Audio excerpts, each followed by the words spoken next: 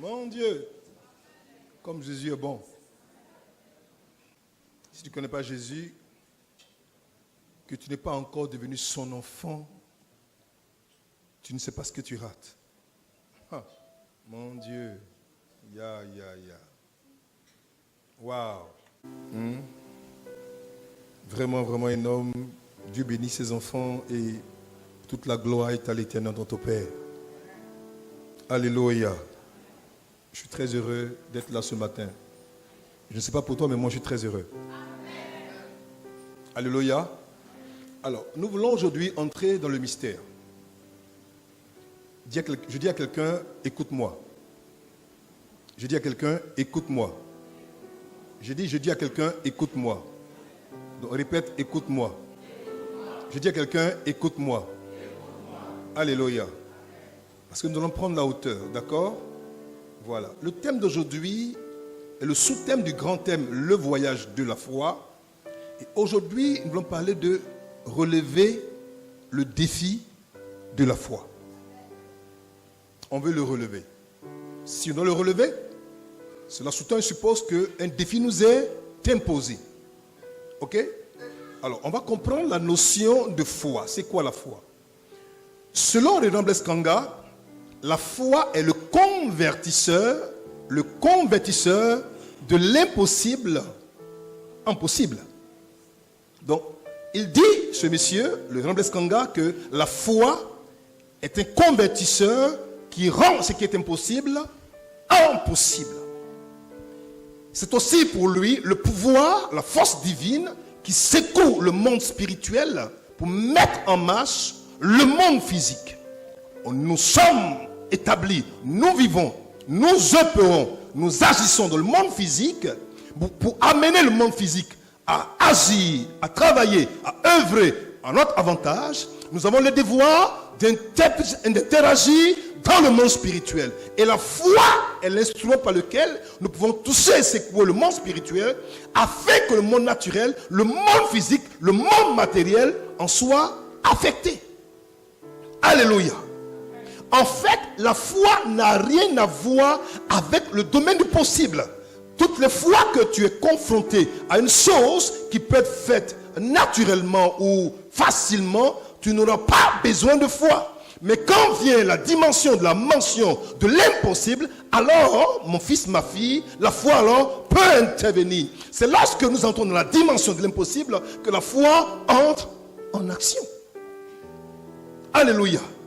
En fait, la foi est une ferme assurance. Cela sous-tend que si je foi et que si je perds la dimension de la foi, il y a un élément, il y a un trait de caractère qu'on va rechercher au travers de moi, c'est quoi? La fermeté, la solidité, la capacité que j'ai à demeurer complètement inébranlable dans ma façon de penser, d'agir et de rétroagir.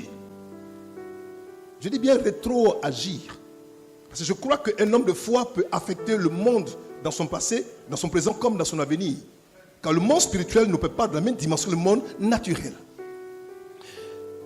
La foi est aussi vue comme un titre de propriété. Voyez-vous, c'est ce que disait mon père, parce que Christ le met en disant que la foi est la réponse de l'esprit humain à la parole de Dieu. Quand je dis d'un homme, quand je dis d'une femme qui a la foi, en fait, je veux dire qu'elle a répondu positivement à la promesse de Dieu, elle l'a acceptée, elle s'est appropriée, et elle croit en elle, et elle la pratique, et la foi va poser une conséquence, c'est que ce qu'elle a cru va commencer à agir. En fait, la foi est le déclencheur, c'est la sémence audible de la parole de Dieu. En fait, pour voir la foi, pour agir sur la foi, pour manifester la foi, il faut pouvoir avoir libéré une sémence. Cette sémence, c'est quoi? C'est la parole qui est proclamée à haute et intelligible voix. Lorsque tu dis une chose, que tu la vocalises et que le support de cette chose dite, c'est la parole de Dieu, alors la foi automatiquement est mise en marche et le pouvoir caché, le pouvoir mystérieux, le pouvoir enfui dans la dimension de la foi va automatiquement se mettre quoi? En marche. Parce que j'ai compris que la foi est un esprit. Si la parole est un esprit, si la parole est un esprit, c'est que la foi qui possède la parole est forcément et obligatoirement aussi un esprit. Oui. Pourquoi un homme, une femme, perdu quelque part, ayant un besoin précis d'eau, de nourriture, de santé, n'a personne, aucun soutien, aucun support matériel. On lui donne une pensée, on lui donne une parole. Il croit, il agit et un produit, un miracle se manifeste. Qu'est-ce qui a provoqué cela? La foi. Mais c'est quoi cette foi? C'est un esprit qui procède de Dieu, mais dont le fondement est la parole de Dieu. Mais c'est quoi un défi? Le défi est la provocation à une lutte, à un combat. C'est une invitation au combat. Quand on te lance un défi, on te provoque pour voir si oui ou non tu peux réagir ou pas. Un acte de foi, à qui on lève, on provoque le défi, on lui demande, est-ce que tu es capable de relever ce défi-là? Est-ce que tu peux le relever ou non? On te cite, on t'agresse, on se pose à ton pouvoir, mais est-ce qu'il peut agir? S'il peut agir, c'est que véritablement, cet homme est un homme de foi. En fait, j'ai compris que partout où il y a besoin de foi, c'est que ça sous-tend quelque part nécessité d'un défi à relever. Si je suis malade et que le maladie semble me tuer, c'est un combat qu'on me provoque. C'est un combat qu'on m'impose pour voir si oui ou non je peux croire que par ma foi, je peux relever le défi de la santé en imposant la santé contre la maladie et contre la mort que la foi veut m'imposer. C'est à moi qu'il revient de relever ce défi-là. Et tu dois le relever, mon fils. Ce que Dieu dit, il s'agit toujours de le manifester.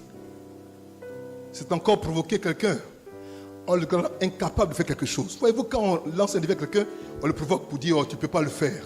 Tu es un quoi, tu es un trouillard, tu ne peux rien faire. Et tu te trompes, mon ami. Ce défi-là, tu dois le relever. Tape ton voisin, dis, relève-le. Tape-le bien, dis, relève-le. Tape-le encore, dis, relève-le. Tape-le encore, dis, relève-le. Dis, relève le défi de la foi.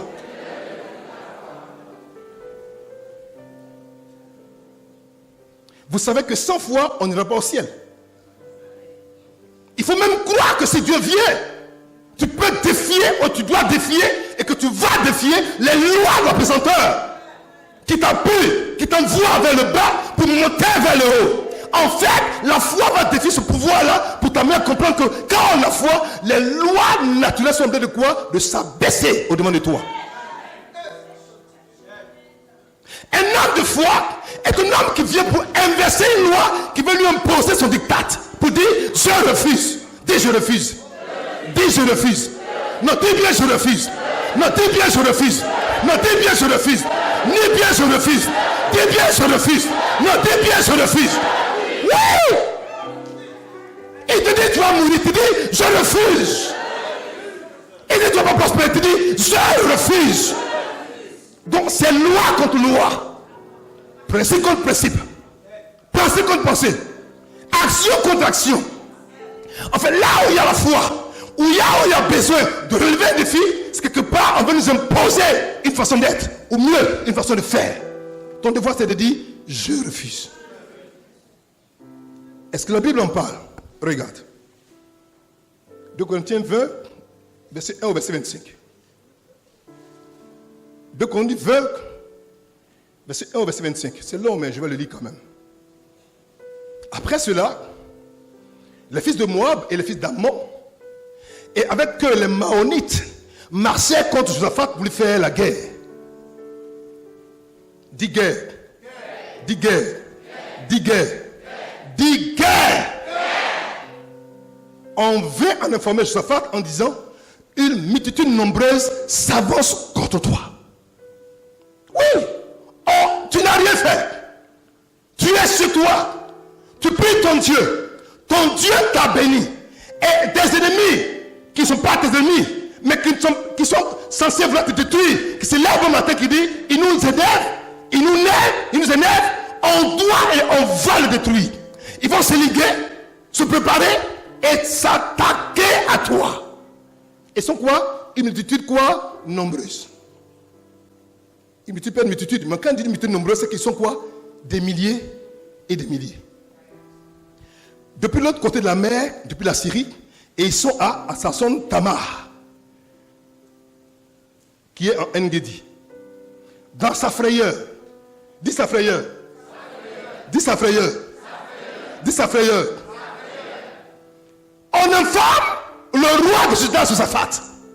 On lui dit les multitudes nombreuses, les Moabites, les Ammonites, elles vont la montagne Séir, sont ensemble, se sont levés contre toi pour t'attaquer. Mais c'est normal qu'il ait peur, que la frayeur s'empare de lui. Mais au lieu de crier, au lieu de paniquer, au lieu de crier à regarder le secours d'un homme, lui, Josaphat, va se tourner vers la source vraie de la délivrance. Il se tourne vers qui? Vers son Dieu. Oui! Il dit, il se disposa à chercher l'Éternel. Quand vient l'adversité, quand vient le combat, quand vient une guerre injuste qu'on t'impose, vers qui portes tes regards? Vers qui? Vers qui? Si un roi a compris que la délivrance ne veut pas d'un homme, ni d'une femme, ni de l'argent, mais qu'elle vient de Dieu, toi aussi tu dois imiter l'action et la foi de Josaphat. Il va faire quoi? Il va publier un jeûne. Il dit tout Judas, on va jeûner. Judas s'assembla pour invoquer l'Éternel et l'on vint de toutes les villes de Juda pour chercher l'Éternel. Aujourd'hui, on ne cherche plus Dieu. On cherche l'argent. On cherche le mariage. On cherche le travail. On cherche la promotion, mais on ne cherche plus Dieu. Pourtant, Dieu est l'auteur du travail, l'auteur du mariage, l'auteur de la promotion. Si tu ne cherches pas la bonne personne, tu vas chercher et tu vas chercher en vain. Josaphat se présenta au milieu de l'assemblée de Juda et de Jérusalem, dans la maison de qui? De l'Éternel, devant le nouveau parvis. Devant le nouveau parvis. Il se met là, devant le nouveau parvis. Il se met là, devant le nouveau parvis. Là où le peuple était assemblé. Et il dit, Éternel, Dieu de nos pères, n'es-tu pas Dieu dans les cieux? Et n'est-ce pas toi qui domines sur tous les royaumes des nations? N'est-ce pas toi qui as en main forte, par la force et la puissance à qui nul ne peut résister? Il va commencer à faire quoi? À élever. À élever. À élever. Il va rappeler à Dieu ses hauts faits, ses grands faits, ses miracles, ses prodiges qui ont été faits par le passé à ses pères, à lui. Je ne sais pas comprendre que la louange et l'adoration était pour lui une façon de dire à Dieu, Seigneur, de même que mes pères, avant moi, ont été assaillis, ont été attaqués, et que tu as libéré, moi aussi, Seigneur, je m'attends aussi à toi. N'est-ce pas toi, oh notre Dieu, qui a chassé les habitants de ce pays devant ton peuple Israël et qui l'a donné pour toujours à la postérité d'Abraham qui t'aimait? Ils l'ont habité. Et tu as bâti quoi? Un sanctuaire pour ton nom en disant, si nous suivions quelques calamités, l'épée, le jugement, la peste ou la famine, nous nous présenterons devant cette maison et devant toi, car ton nom est dans cette maison. Ton nom n'est pas dehors. Ton nom n'est pas sur un fétiche. Ton nom n'est pas sur un rocher. Ton nom n'est pas sur un arbre. Ton nom est placé, posé, fondé dans cette maison. Nous crierons. Qui a dit que le cri était émotionnel? Il dit nous crions. Nous crions. Quand vient l'adversité, quand vient le problème, quand vient un danger imminent, un problème difficile, compliqué, le cri savait être là le plus adéquat pour répondre à l'agression et à l'attaque. Je viens. À toi du Seigneur détresse. Oh. Il dit, et tu exauceras et tu sauveras. Sinon on crie, mes pères m'ont dit, quand on crie, tu exauces et puis tu libères. Donc moi aussi je vais crier et je vais voir si vraiment, comme mes pères m'ont dit, tu exauces et tu libères. En fait, je vous ai fait ici, mettez notre Père, notre Créateur, notre Dieu, mon Seigneur, mon tout, il mettait devant les bienfaits que ses pères avant lui avaient déjà quoi? Évoqué. Mon Dieu est un Dieu jaloux. Il ne partage pas sa gloire. Il dit maintenant voici les fils d'Ammon et de Moab et sur la montagne de Séir, chez lesquels tu n'as pas permis à Israël d'entrer quand il venait du pays d'Égypte, car il s'est détenu d'eux et il ne les a pas détruits. Oh notre Dieu, n'exerceras-tu pas ton jugement ou tes jugements sur eux quand nous rentrons d'Égypte? Comme sont les enfants de Lot, le cousin, le neveu d'Abraham, notre ancêtre. Tu nous as dit de ne pas les tuer. On s'est tenu d'eux. Et ceux à qui on fait du bien, ils viennent faire du mal.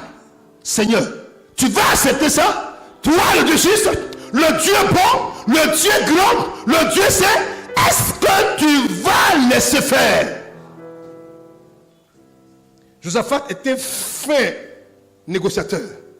C'est un fin avocat. Il présente à Dieu des éléments qui sont tellement subtilement bien présentés que Dieu est obligé d'agir. Il dit, oh notre Dieu, n'exerceras-tu pas tes jugements sur eux? Pas ton, mais tes jugements sur eux? Car nous sommes sans force. Un homme qui pense qu'il est fort, Dieu ne pourra pas se lever pour lui. Une femme qui pense qu'elle est forte, Dieu ne peut pas combattre pour elle. Mais lui, le roi, avait une armée. Mais il dit, mon Dieu, je suis un roi. Je suis le chef d'un peuple qui est sans force. Bon, si je suis sans force solo, donc exécute à toi. Qu'est-ce que je vais dire? Je vais dire qu'à la limite, ma force là, mets derrière, mais toi, mets ta force en tout cas, c'est mettre devant.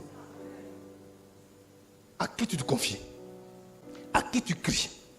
Qui tu appelles quand vient l'adversité? Vers où portes tes regards quand tu as besoin d'un secours divin. Lui, Josaphat, a compris que s'il veut voir Dieu agir, il doit reconnaître que lui-même en tant que tel, il n'est pas un bon militaire. Quand bien même Judas avec une armée puissante. Mais c'est confié en qui? En l'Éternel. Tout Judas se tenait debout devant qui? Devant Kanga Blaise. Devant la mer de Côte d'Ivoire. Devant la mer américaine. Devant la mer française. Se tenait devant qui? Devant qui? Devant qui? Devant qui? Mais la phrase m'a fait peur. Il dit avec leurs revient. Avec leurs petits enfants. Même eux ont jeûné. Même eux ont crié. Même eux s'attendaient à Dieu. Il est une question de vie ou de mort. Leurs femmes et leurs fils étaient aussi présents. L'heure était très grave.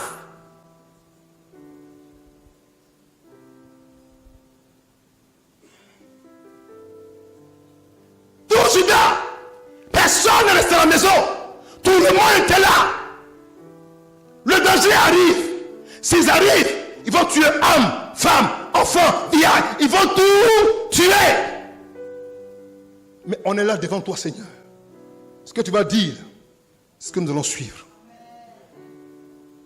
Alors, dis alors. Dis alors. Non, dis alors. J'ai dit dis alors. J'ai dit dis alors. Il y a toujours alors.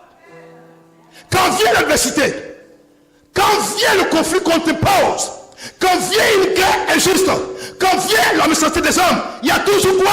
Alors. Dieu a entendu. Dieu a écouté que leur confiance, leur foi, leur espérance, leur devenir était placé en lui. Pourtant lui, on ne le voyait pas. Un Dieu invisible. Un Dieu silencieux. Il se demande, mais de quoi demain sera fait pour nous, Judas? Mais les Ammonites, les Moabites et les enfants de la montagne de Séir ont oublié que Judas était la tribu d'où devait sortir le Messie. Ils n'ont pas compris. J'ai dit, quand tu vas attaquer quelqu'un là, il faut d'abord te renseigner sur lui. Il y a ce que tu vois et puis il y a ce que tu ne vois pas. Au moment où ils attaquaient, pour eux, c'est un royaume ordinaire, un royaume banal, un royaume, je me dis, à vil prix. Mais ils ont oublié que Judas était le royaume sur lequel la promesse est venue du Silo était posée et fondée. Donc si ils disparaissent, par où il va, venir. Par où? Par où? Donc Dieu savait que Judas ne peut pas disparaître. Il fallait que lui, Dieu, fasse quelque chose.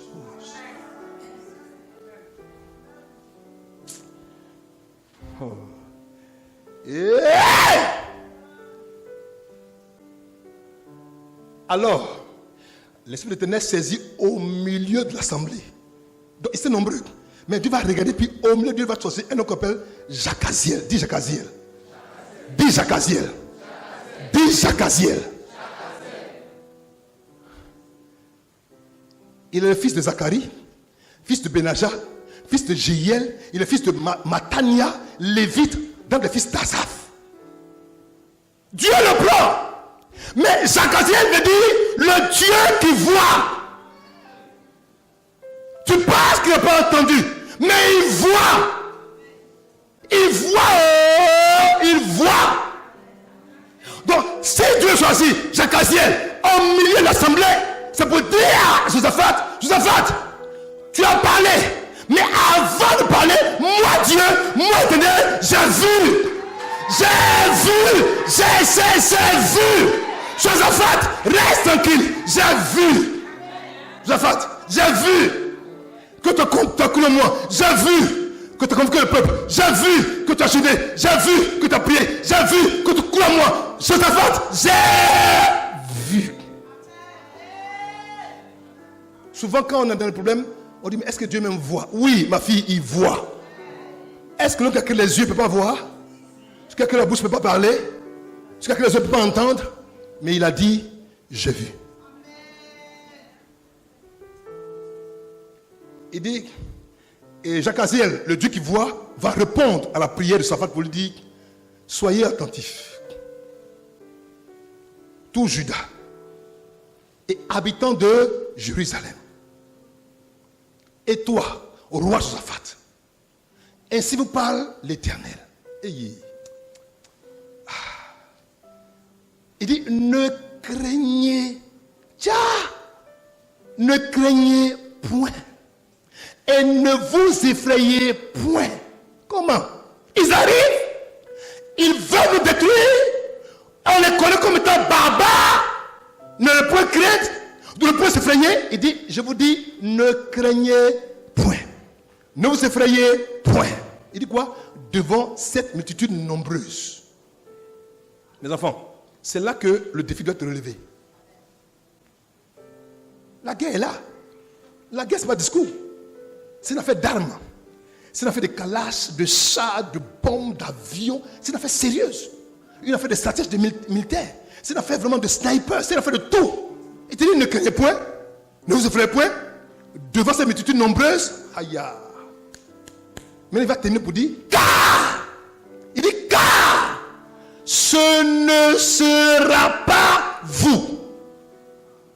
En fait, j'ai compris que attaquer Judas, c'est attaquer le Dieu de Judas. Mais elle ne savait pas ça. Attaquer Judas, c'est attaquer le Dieu de Judas. Ce qui Dieu dit, mon silo, mon messie, mon massia doit passer pour venir. Il dit, oh, Josaphat, c'est pas à toi qui ont la guerre. C'est à moi. C'est pour dire que ce que j'ai dit à Abraham là, ça ne va jamais se produire. Il veut me faire menteur. Donc laisse-moi m'occuper d'eux. Reviens. Il dit, ce ne sera pas vous qui combattrez. Ce sera qui? Dieu. Donc en fait, ils ont que la guerre à un royaume, mais ils ont oublié que ce royaume avait un Dieu. Et malheureusement pour eux, ce Dieu est appelé le Seigneur des armées. Tiens! Ce n'est pas que n'importe quel Seigneur. Et le Seigneur, il aime faire la guerre. C'est un guerrier. La guerre, il aime ça. Il maîtrise ça. Il prend plaisir à faire la guerre. Et quand il fait la guerre, il fait ça bien. Propre. Puis il te donne. Mais il va leur dire quelque chose. Ça m'a choqué cette phrase. Il dit, même c'est moi qui fais la guerre, mais demain, descendez contre eux. Il faut dire à ton voisin, descends contre lui. Non, tape-le. Dis, descends contre lui. Descends contre le manque de travail. Descends Disant contre le manque de matériel, descend. Disant contre le manque d'argent, descend. Disant contre cette maladie, descend. Disant contre ce problème, descend. C'est là que c'est compliqué. Ça veut dire que si tu ne confrontes pas la maladie, tu ne confrontes pas la guerre, tu ne te poses pas la guerre, c'est que tu n'as pas foi en moi vraiment. Pour vous montrer que tu as foi en moi, l'armée est nombreuse, l'ennemi est fort, mais va sans rien, mais va descendre contre lui. Pour lui montrer que ta force, ton espérance, ta confiance n'est pas dans les armes, mais c'est toute une personne appelée le Seigneur des armées. La foi est une action. Tu crois en moi, Shabbat? Il dit oui. Donc demain là, descendez contre eux. Il n'a pas descendu vers eux, il dit contre eux, c'est-à-dire va en guerre sans armes. Va vers lui sans armes. Va devant lui sans armes. Tu n'as rien, mais va vers lui. Tu peux faire ça?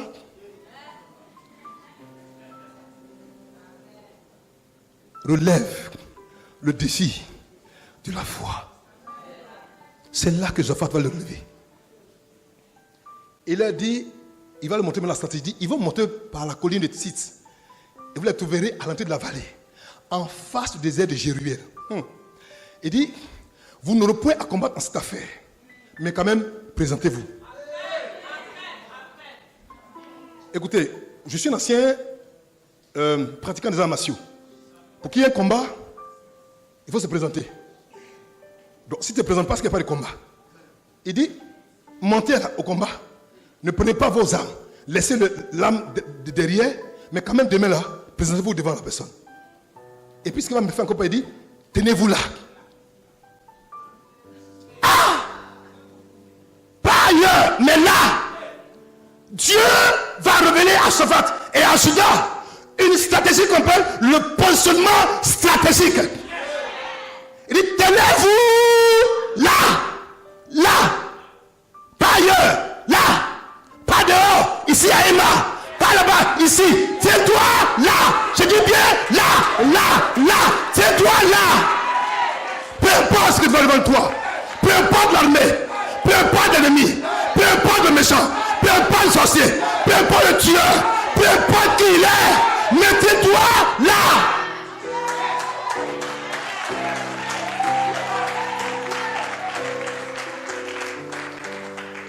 Ça veut dire en bon français, ne bouge pas.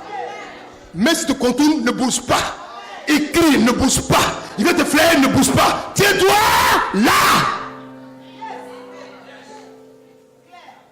Et puis ce qui me bénit, il dit, et vous verrez. Il dit, aujourd'hui, Shaphat, tu avais entendu parler de moi. Mais aujourd'hui, tu vas me voir à l'œuvre.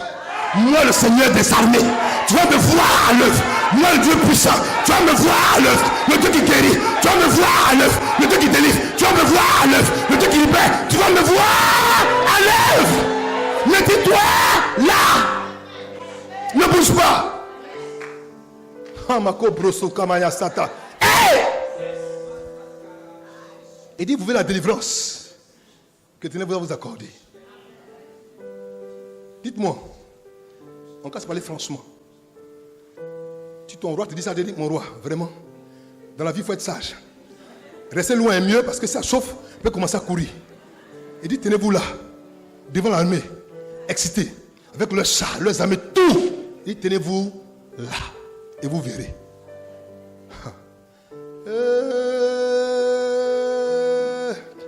Judas, Jérusalem, ne craignez point.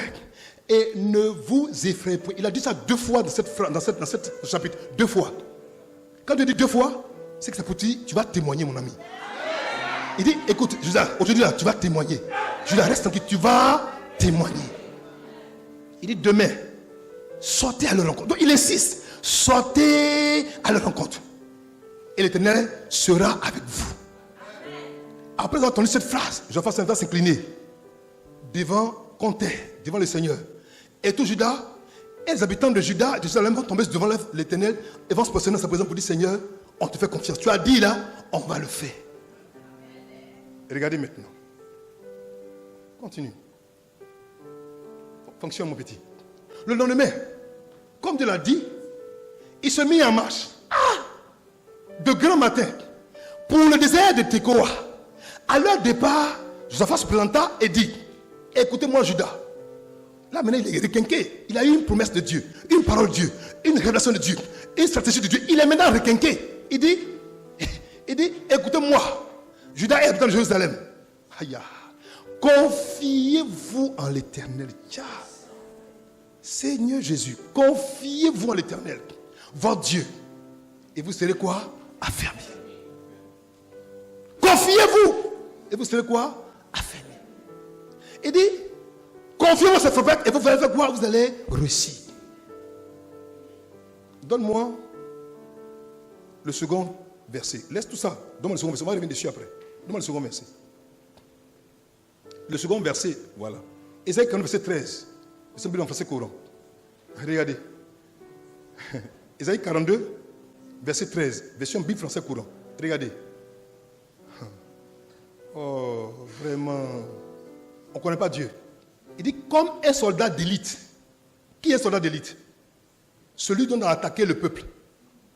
C'est quoi un soldat d'élite? Un soldat d'élite, c'est un soldat qui est choisi parmi, c'est le meilleur parmi les meilleurs. C'est lui le soldat d'élite. On dit comme un soldat d'élite, le Seigneur s'avance. Ah, mon Dieu. Comme un homme de guerre,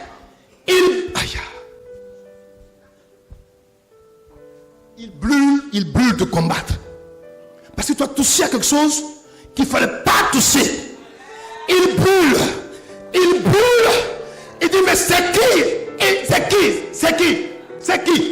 Mais on dit non, Seigneur, c'est le Moabite. C'est qui? Moabite. Ceux qu'on a épargnés, il dit oui. C'est qui? Les Ammonites. Les enfants qui? De l'autre, oui. Il dit c'est qui? On dit il brûle de combattre. C'est-à-dire, il est pressé de combattre. Il est pressé de détruire. Il lance un puissant cri.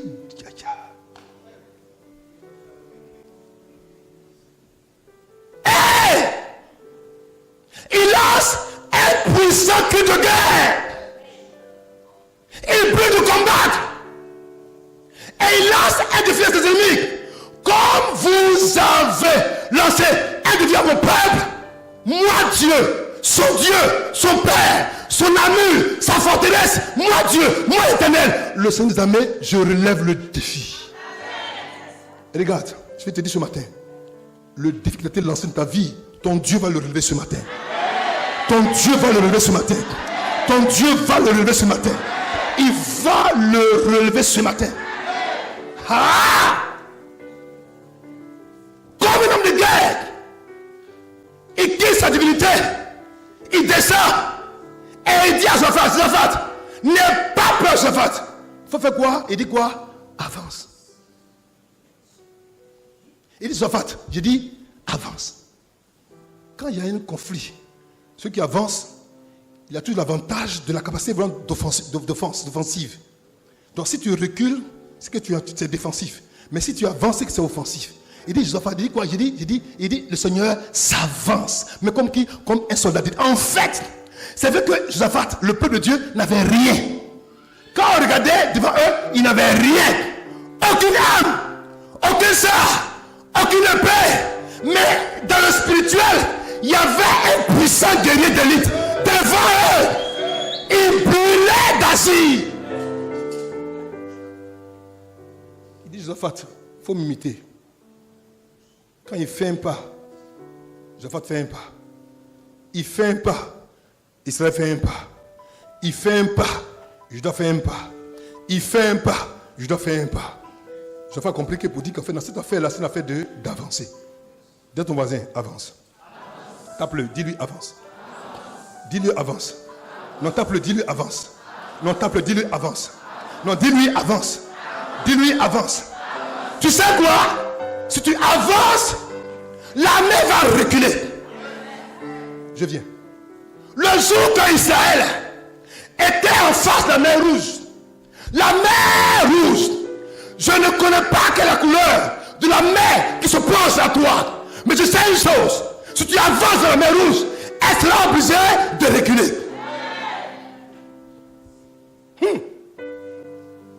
Dieu dit à Moïse, dit oui Seigneur, il dit, pourquoi j'entends ces cris? Il dit, mais Seigneur, derrière les gens m'arrivent, devant la mer rouge. Il dit, Moïse, j'ai dit, dis à Israël, avance. Je ne sais pas quelle est la couleur de la mer rouge qui depuis que tu es né s'oppose à toi. Ta mer peut être une mer bleue, une mer verte, une mer noire, peu importe sa couleur. Ce matin, tu dois avancer. Je dis, mer rouge, avance. Mer bleue, avance. Mer verte, je dis avance. Mer noire, avance. Mer même blanche, avance. Si tu avances, la mer va reculer. Continue mon fils. Donne-moi mon test. Moïse dit au peuple, n'ayez pas peur. Il dit n'ayez pas. Il dit n'ayez pas. Il dit n'ayez pas. Mais là, la phrase qu'il va dire après, il dit quoi? Tenez bon. Je viens de dire à quelqu'un ce matin, tiens bon. Peut-être c'est compliqué, ma fille, tiens bon. Tu n'arrives pas à manger, mon fils, tiens bon. Tu as du mal à prospérer, mon fils, tiens bon. On t'en prend comme marié, ma soeur, tiens bon. C'est compliqué, je te dis, tiens bon. Tu ne peux pas savoir quoi tu vas faire. Tiens bon. Tiens. Je regarde devant moi, il n'y a rien. Derrière, il n'y a rien. Devant rien, Dieu te dit, tiens bon. Mais pourquoi tenir bon? Il dit, et voyez le salut que le Seigneur réalisera pour vous, pas demain, pas après-demain, pas après-demain, mais aujourd'hui. L'homme qui tient bon voit son miracle ramené au présent. Si on dit de tenir bon, parce que quelque part il y a la peur, il y a l'inquiétude, il y a la frousse, il y a l'angoisse. Il dit, mon fils, peu importe que tu aies peur, peu importe que c'est chaud, peu importe que c'est compliqué, quand tu regardes, tu vois ta situation, c'est tellement compliqué, tu te dis, mais de quoi mon lendemain sera fait? Il dit, mon fils, ma fille, tiens bon. Ce matin, nous sommes pour l'opération, tiens bon. C'est bon, tiens bon. C'est pas bon, tiens bon. C'est dur, tiens bon. Ce n'est pas dur, tiens bon. C'est chaud, tiens bon. Ce n'est pas chaud, tiens bon. Tu dois tenir bon. En fait, tenir bon, c'est garder sa position. C'est pour ça qu'il a dit quoi? Tenez-vous là. C'est pour ça qu'il a dit, tenez-vous là. Ça dit, tiens bon. Peu importe comment l'ennemi va commencer à se citer pour t'effrayer, ne bouge pas. Tiens bon. Moi, je suis jeune. Tous les jeunes de mon âge, enfin, quand j'étais jeune, qui est là se promener, quand tu vois un chien, s'il court vers toi, que tu cours, il est encouragé à courir pour te poursuivre. Si tu arrêtes, il s'arrête. Et puis il se demande qu'est-ce que tu vas faire. Quand tu fais comme ça, il commence à courir. C'est vrai ou c'est faux? Mais Satan est comme un chien. Non, je parle. Tant que tu fuis, il te poursuit. Il te poursuit. Tant que tu cours, il dit, oh, il a peur. L'âme du diable, l'âme de l'ennemi, c'est la peur, la frayeur, l'angoisse, la frousse. Mais quand tu vas faire demi-tour, volte face pour dire, toi, c'est trop. Toi, c'est trop. Toi, c'est trop. J'en peux plus. Je suis fatigué. Quand on t'est tenu sur ta foi, là, le diable va faire il dit, il a compris que qui il est. Il va vouloir réagir. Tu as assez couru. Tu as trop couru. Tu as trop fui. Tu t'es trop enfui. Le temps est arrivé de t'arrêter et de te tenir là. Hé, Seigneur, mais s'il me mord, mais s'il ne te mord pas, mais s'il me tue, mais s'il ne te tue pas, tu as assez couru, tu as trop couru, l'heure a sonné, Le moment a sonné. Le moment est arrivé. Arrête-toi un peu. Et fais demi-tour. Fais un pas. Et arrête ton ennemi. Dis, je l'arrête. Dis, je l'arrête. Dis, je l'arrête. Dis, je l'arrête. Dis, je l'arrête. Dis, je l'arrête. Dis, je l'arrête. Dis, je l'arrête. Oui.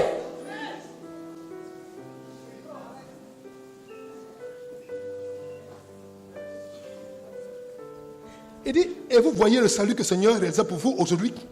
Vous qui avez vu les Égyptiens aujourd'hui. Il dit, vous ne les reverrez. Aïe. Le manque d'argent que tu as vu aujourd'hui là. Le manque d'argent. Le manque d'opportunités. Le manque de faveur. Le manque de grâce. Le manque de percée. Le manque de paix. Le manque de capacité de connexion. Le manque d'affaires là. Ce que tu as vu jusqu'à maintenant là. À partir d'aujourd'hui là, je déclare. J'ai dit, je déclare. Parole de prophète. Je dis, je déclare. Ce que tu as vu depuis longtemps. Tu as vu, tu as tellement vu. Tu as vu des vertes et des pas mûres. Mais aujourd'hui, ça va mûrir. J'ai dit, aujourd'hui, ça va mûrir. J'ai dit, ce que tu as vu par le passé, depuis que tu es né jusqu'à maintenant, j'arrête ça. J'arrête. J'arrête. J'arrête. J'arrête. Et j'arrête. Tu ne reverras plus jamais ces choses. Sinon à ma parole. On t'a dit que la promotion là, ne peut pas venir pour toi. J'ai dit, Père, tu ne verras plus cette stagnation, ce même promotion là. Tu ne vas plus jamais revoir ça. On a dit, tu ne pourras jamais mettre au bon un enfant. Je dis, tu ne vas plus revoir son paroles. On a dit, tu ne prospéreras jamais. Tu ne vas plus jamais revoir son choses. C'est je mets un terme à cela. Plus jamais, tu n'entendras ces paroles. Je me tiens aujourd'hui comme un prophète. Décret numéro 1. Plus jamais tu ne verras ça. Numéro 2, tu prospéreras. Numéro 3, tu te lèveras. Numéro 4, tu monteras. Numéro 5, tu monteras haut. Numéro 6, bien haut. Numéro 7, très très haut.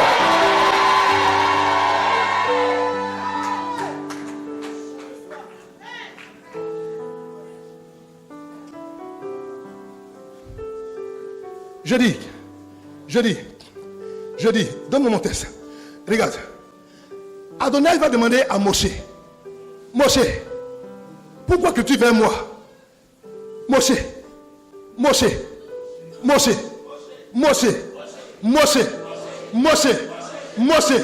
pourquoi que tu viens à moi? Moshe ne crie pas. J'ai mis en toi ma force, mon courage, mon esprit. Moshe, l'heure n'est pas au cri. On crie pour faire l'ennemi. Quand l'ennemi est fait qu'il faut la courir, il faut quoi? Avancer. Moshe, dis à Emma, l'heure n'est plus en pleurs, au gémissement, à l'inquiétude, au souci. Emma, l'heure est arrivée pour toi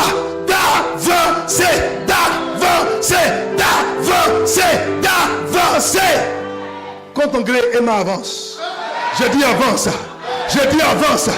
Fais un pas, avance. Fais un pas, avance. Fais un pas, avance. Fais un pas, avance. Traverse ta mer rouge. Traverse-la. Traverse-la. Emma avance. Emma avance. Emma, je dis avance. Dis j'avance. Dis j'avance. Dis j'avance. Dis j'avance. Dis j'avance.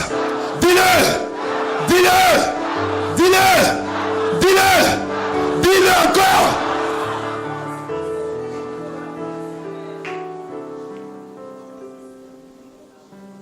Tu m'as entendu?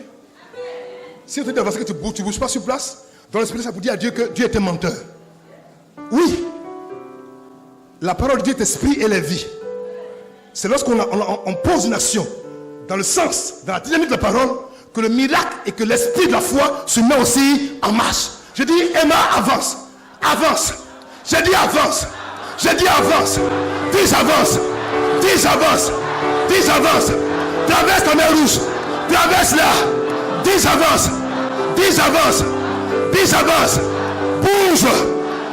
Traverse, traverse, traverse, traverse, traverse. Alléluia. Assois-toi. Regarde-moi. Satan savait que si Israël traverse la mer Rouge, il va toucher Canaan, le pays où le lait et le miel. Donc c'est pour ça qu'il a effrayé. Souvent quand tu es pétrifié, que tu es effrayé, tu ne peux plus bouger. Tu restes, tu es pétrifié. On dit Israël a eu peur, et puis Israël était effrayé. Donc, il ne peut plus bouger. Il était quoi? Pétrifié. Quand on est pétrifié, on perd ses moyens, on perd sa force, on perd son dynamisme, on perd son élan, on perd tout. Dieu avait compris. Il savait que la seule façon de guérir ça, c'est de poser un pas. Après il voit que, ah bon? Il pose un second pas. Ah bon? Et l'autre pas. Ah bon? Donc ça t'encourage à continuer. Dieu le savait. Dieu est le plus grand de tous les stratèges. Tu dois. J'ai dit tu dois. Tu dois. Tu dois. Tu dois. Dis à ton voisin, relève le défi. T'applaudis, relève le défi. Dis, je ne sais pas ce que tu endures, hein. Je ne sais pas ce qui te combat, hein. Mais relève le défi. Dis, relève le défi. Dis, relève le défi. Dis, relève le défi. Dis, relève le défi. Je ne sais pas si tu es lié à un problème grave. Tu n'aimes pas quoi manger. Ton propriétaire t'attend après le culte. Mais je dis quoi? Relève le défi. Et puis avance. Relève le défi. Et puis avance. Relève le défi. Et puis avance. Relève le défi. Et puis avance. Non, j'ai dit relève le défi. Et puis avance. Mes enfants, je vais montrer pourquoi est-ce que tenir bon et puis avancer est important. Regardez. Jacques 1, verset 3, verset parole vivante. Il dit, vous savez bien que si votre foi est mise à l'épreuve, aïe. Il dit, vous savez bien que si votre foi est mise à l'épreuve, et si elle tient bon, c'est écrit, hein? C'est écrit. C'est écrit. C'est écrit. Donc, quand vient l'adversité, quand vient le problème, en fait, c'est parce que Dieu veut mettre ta foi à l'épreuve. Mais il veut voir si tu vas te tenir là en tenant bon. Tu me suis? Est-ce que tu me suis? Il dit, elle développera quoi? Votre endurance. Mais pourquoi elle veut me rendre dur? Parce que devant là, le combat est rude. Donc il faut qu'il pense à fortifier, à raffermir mes muscles spirituels. En fait, il me dit, mon fils, peu importe l'adversité, peu importe la teneur du problème, la situation que tu vis maintenant, n'aie pas peur, mais tiens bon. Oh, j'ai dit, tiens bon. J'ai dit, oh, mais tiens bon. J'ai dit, mais tiens bon. Maintenant, regardez, j'ai compris que quand on tient bon, il est attaché à une bénédiction liée à tiens bon. Regardez le verset 12. Aïe, c'est pas écrit. C'est pas écrit. Non, c'est pas écrit. Non, c'est pas écrit. Non, ce n'est pas écrit. Non, ce n'est pas écrit. Donc, c'est la parole de Dieu. Il dit, heureux celui qui tient bon.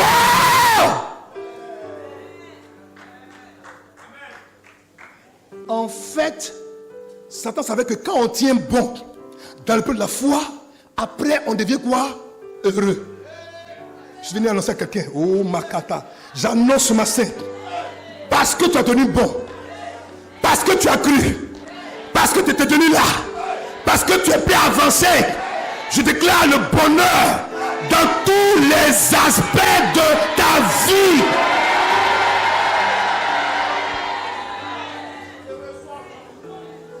Hey, hey, hey. Ce n'est pas pour tout le monde. C'est pour ceux qui tiennent bon. Pas pour les trouillards. Pas pour ceux qui s'effraient. Pas pour ceux qui fuient, qui courent. Non! Il dit, heureux celui qui tient. Qui tient. Qui tient. Qui tient. Tu es heureuse. Tu es heureux. Tu es heureuse. Tu es heureux. Tu es heureuse. Tu es heureux.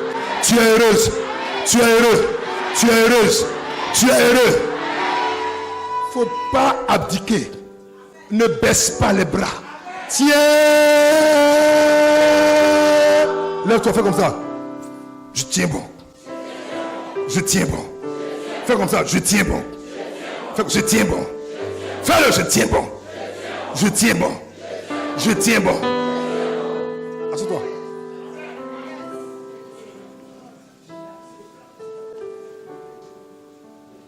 Regarde-moi.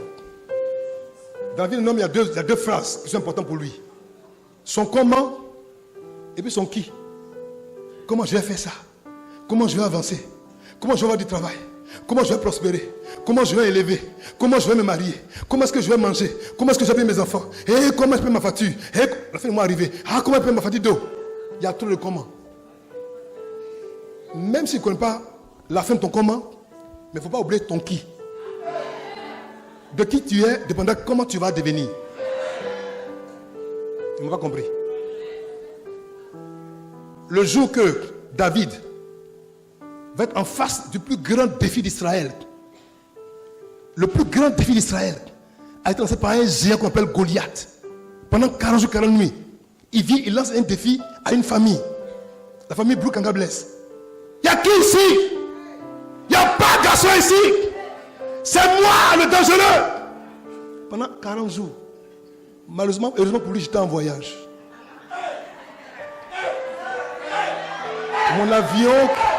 Mon avion a atterri. Au moment où j'arrive vers chez moi, j'entends un géant qui crie. Il y a qui ici? Il y a qui?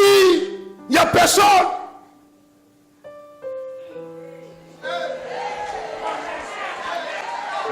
J'ai enlevé ma veste. Je suis allé dans mon ruisseau, qui est ma Bible. J'ai pris mes 5 cailloux. Je suis allé dans ma chambre. J'ai pris ma fronde, qui était mon talit. Et M. Pasteur va lui dire, c'est qui même? C'est moi! J'ai dit, ah d'accord. Et puis au moment où je m'avançais, le chef du quartier me dit, Pasteur Kanga, il est trop dangereux. Ce monsieur-là, il est mauvais, il tue les gens. Depuis le petit, il tue les gens. J'ai dit, oui, j'aime tuer ce qui tue les gens. Moi-même, c'était j'aime. Attends un peu, je vais lui montrer qui on appelle Révérend Blaise Kanga.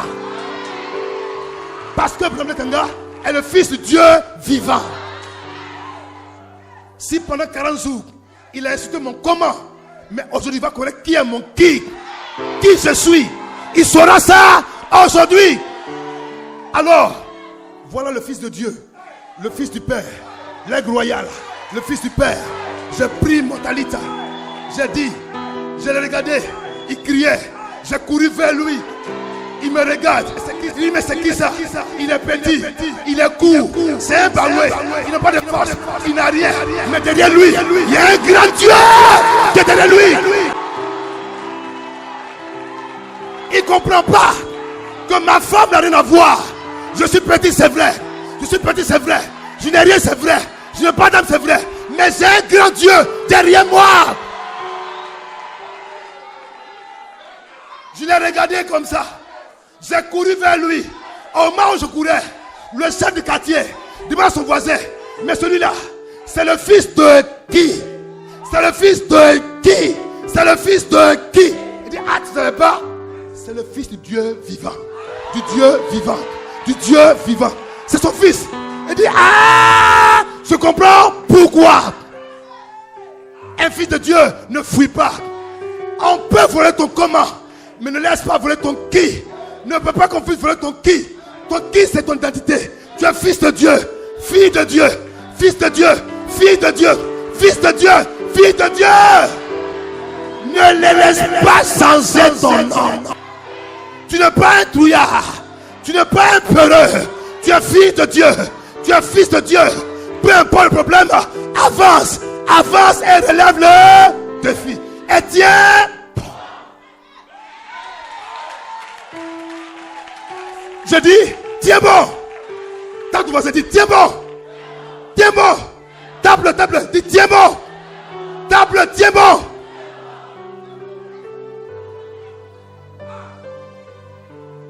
Il y a fils puis il y a fille.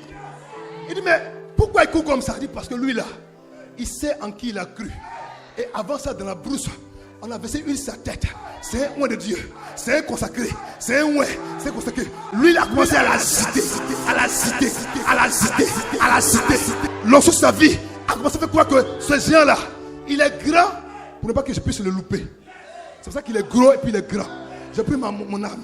Je commence à tourner. Une fois, deux fois, trois fois, quatre fois, cinq fois, six fois, septième fois.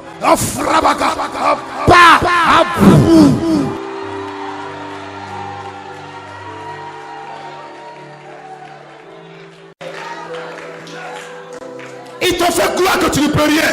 Mais ils ont menti. Ils ont dit que tu pars ici. Ils ont menti. Ils ont dit que tu as fini. Ils ont menti. Ils ne savent pas qu'en toi, il y a un aigle qui est cassé. Il y a un aigle qui est cassé. Un aigle dangereux. Un aigle puissant. Un aigle fort. Quand tu entends qu'un homme cherche à savoir qui est derrière lui avant d'attaquer, le jour que Saddam Hussein a eu le malheur d'attaquer le Koweït, il va oublier que le Koweït avait les États-Unis. Il va oublier ça. En moins d'un temps record, le Koweït était libéré. Fais attention à qui tu attaques. Derrière Kanga Blaise, il y a un Dieu dangereux. Il y a un Dieu dangereux. Il y a un Dieu dangereux. Il y a un Dieu dangereux. Je vais te dire, relève le défi. Que Dieu te bénisse.